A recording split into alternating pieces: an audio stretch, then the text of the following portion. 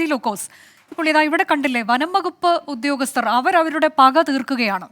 അത് എന്തിനാണ്? വാർത്ത പുറം ലോകത്തെ അറിയിക്കുന്നു എന്നുള്ളത്. കഴിഞ്ഞ കുറേ നാളുകളായി അദ്ദേഹം ഒട്ടേറെ വാർത്തകൾ ലോകത്തെ അറിയിച്ചിട്ടുണ്ട്. അതിൽ ഒരുപക്ഷെ ഇടമലക്കുടിയിലൊക്കെയുള്ള ആദിവാസികളുടെ പ്രശ്നങ്ങൾ അടക്കമുണ്ട്. കൂടാതെ ഈ മേഖലയിലൊക്കെ വന്യമൃഗങ്ങളുടെ ആക്രമണം എത്ര രൂക്ഷമാണ്, അവിടെ ആളുകൾ മരിക്കുന്നത്, അതൊക്കെ നമ്മൾ കണ്ടിട്ടുണ്ട്. അപ്പോൾ വനം വകുപ്പ് ഉദ്യോഗസ്ഥരുടെ ഭാഗത്തുനിന്ന് അത്തരം കാര്യങ്ങളിലൊക്കെ ഉണ്ടാകുന്ന ഇടപെടൽ, അതിൻ്റെ ഉദാസീനത, അവർ കാണിക്കുന്ന അലംഭാവം, ഇതെല്ലാം അദ്ദേഹം പുറം ലോകത്തെ അറിയിക്കുമ്പോൾ വനംവകുപ്പ് ഉദ്യോഗസ്ഥർക്ക് ഇദ്ദേഹത്തോട് വൈരാഗ്യമാണ്. നിന്നെ ഞങ്ങൾ കാണിച്ചു തരാം എന്ന ഭീഷണി കഴിഞ്ഞ കുറച്ചു കാലങ്ങളായി ഇദ്ദേഹം നേരിടുന്നുണ്ടായിരുന്നു. അതിൻ്റെ ഭാഗമായാണ് ഇത്തരത്തിൽ ഒരു പന്നിയുടെ ഫോട്ടോ എടുക്കാൻ ശ്രമിക്കുമ്പോൾ, ക്യാമറയിൽ പകർത്താൻ ശ്രമിക്കുമ്പോൾ അത് കഴിയില്ല എന്ന് പറഞ്ഞുകൊണ്ട് തടയുകയാണ്. പിന്നീട് ഉണ്ടാകുന്ന കാര്യങ്ങളാണ് ഇതൊക്കെ. അപ്പോൾ അതിന് പോലീസ് കൂടി കൂട്ടുനിൽക്കുകയാണ്. ഈ എത്ര നീചമായി, എത്ര കാടത്തമാണ് ഇദ്ദേഹത്തിന് നേരെ കാട്ടിയിട്ടുള്ളത്. തീർച്ചയായിട്ടും. അതായത് റൂബിൻലാൽ എന്ന് പറയുന്ന അതിരപ്പള്ളി ഭാഗത്തെ 24ന്റെ പ്രാദേശിക ലേഖകനോട് ആ വാർത്തകൾ ശരിയാണെന്നുണ്ടെങ്കിൽ, ഞാൻ 24 വാർത്ത മുഴുവൻ ഞാൻ കേട്ട ഒരാളാണ്, ശരിയാണെന്നുണ്ടെങ്കിൽ അത് അങ്ങേയറ്റം പ്രതിഷേധകരമാണ്. തന്നെയുമല്ല, ജനാധിപത്യത്തിന്റെ 4ാം തൂണാണ് മാധ്യമം എന്ന് പറയുന്നത്. ഭരണപരമായിട്ടുള്ള സംരക്ഷണമുള്ള ഒരു ഘടകമാണ് മാധ്യമങ്ങൾ. ആ മാധ്യമങ്ങൾക്ക് യുദ്ധമേഖലയെ പോലും പരിരക്ഷയുണ്ട്.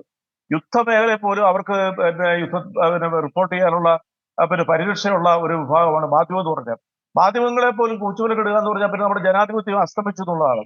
ഇതറിയാൻ ഇത് നടക്കുന്ന കേരളത്തിലാണ് ശ്രീ റെജി ലൂക്കോസ്. നമ്മളിപ്പോ ഇന്ത്യയുടെ കാര്യത്തിൽ നമ്മുടെ ഈ പ്രസ് ഇൻഡെക്സ് ഒക്കെ എവിടെയാണ് എത്തി നിൽക്കുന്നതെന്നൊക്കെ നമ്മൾ നിരന്തരം പറയുന്നതാണ്. അപ്പോൾ കേരളത്തിലെ അവസ്ഥ ഇങ്ങനെയാണെങ്കിൽ നമ്മൾ ഇനി ആരെയാണ് പറയേണ്ടത്? ഇല്ല, അതിനെ ഒരു സാമാന്യവൽക്കരിച്ചല്ല നമ്മൾ കാണേണ്ടത്. തെറ്റിയ ഉദ്യോഗസ്ഥർ ആരാണോ അവർക്കെതിരെയുള്ള നീക്കമായിട്ട് മാത്രമേ നമുക്ക് കാണാൻ പറ്റത്തുള്ളൂ. അതായത് ഞാനൊന്ന് വിശദീകരിക്കട്ടെ.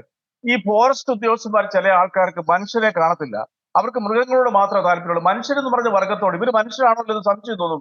അവർക്ക് ഇഷ്ടമല്ല. അത് എല്ലാവരും ഒന്നുമല്ല, നല്ല ഉദ്യോഗസ്ഥന്മാർ അതിനകത്ത് നിരവധി പേരുണ്ട്.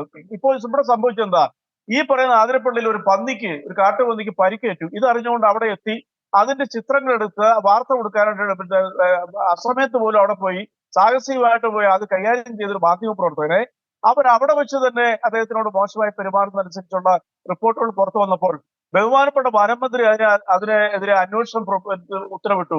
CCF അസിസ്റ്റന്റ് CCF ആരോ കൃഷ്ണവേല CCFിനാന്ന് തോന്നുന്നു അതിന് ചുമതലപ്പെടുത്തിയത് നിലനിൽക്കെയാണ് ഈ വനം ഉദ്യോഗസ്ഥര് ഇന്നലെ ആതിരപ്പള്ളി സർക്കിൾ ഇൻസ്പെക്ടർ എടുത്ത് പ്രഷർ ചെലുത്തി പാതിരാത്രിക്ക് സ്വന്തം അമ്മയെ പോലും അറിയിക്കാതെ കണ്ട് ഒരു രാജ്യദ്രോഹിയോ അല്ലെ ഒരു കൊലപാതകയോ അല്ലെ ഒരു കൊടും ക്രിമിനലിനെ അറസ്റ്റ് ചെയ്യുന്ന പോലെ അസമയത്ത് പോയി അറസ്റ്റ് ചെയ്തത് തന്നെ ഇതിനകത്തൊരു നിയമപരമായിട്ട്